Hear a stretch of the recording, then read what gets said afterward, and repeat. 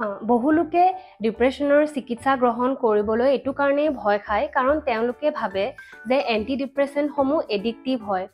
এই ঔষধসমূহ খোৱা বেয়া আৰু এবাৰ খালে ই সদায় খাই থাকিবলগীয়া হয়। কিন্তু এইটো সঁচা জানো? নমস্কাৰ, মই doctor Barsha Saharia, consultant neuropsychiatrist and de-addiction specialist.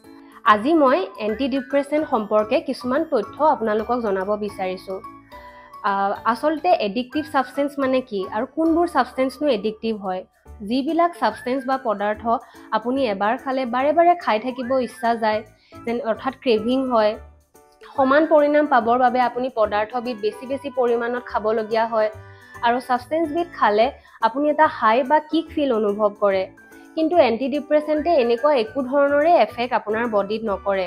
আচলতে ডিপ্ৰেশ্যন বা এনজাইটি হ'লে আমাৰ ব্ৰেইনত থকা কিছুমান নিউৰো ট্ৰান্সমিটাৰ্ছ বা নিউৰো কেমিকেলছৰ যেনে ডোপামিন, চেৰ'টনিন, নৰএপিনেফ্ৰিন এইবিলাকৰ এটা ইমবেলেঞ্চ হৈ যায়, আৰু এণ্টিডিপ্ৰেছেণ্টে কিছুমান প্ৰচেছৰ জৰিয়তে এই ইমবেলেঞ্চটো ঠিক কৰি আপোনাক ইম'চনেলি ষ্টেবল কৰি তোলে, আৰু ই কোনো হাই বা কিক ফিলো আপোনাক নিদিয়ে।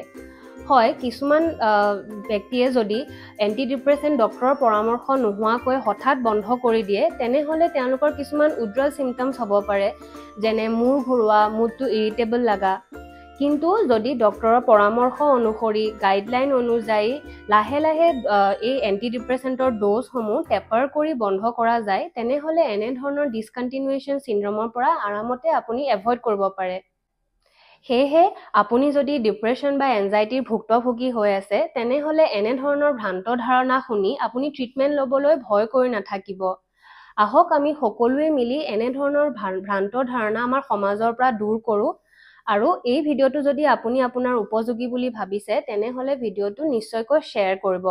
এই সম্পৰ্কে আৰু তথ্য জানিবলৈ আপুনি নিশ্চয় মোক কুৱেশ্যন সুধিব পাৰে। ধন্যবাদ।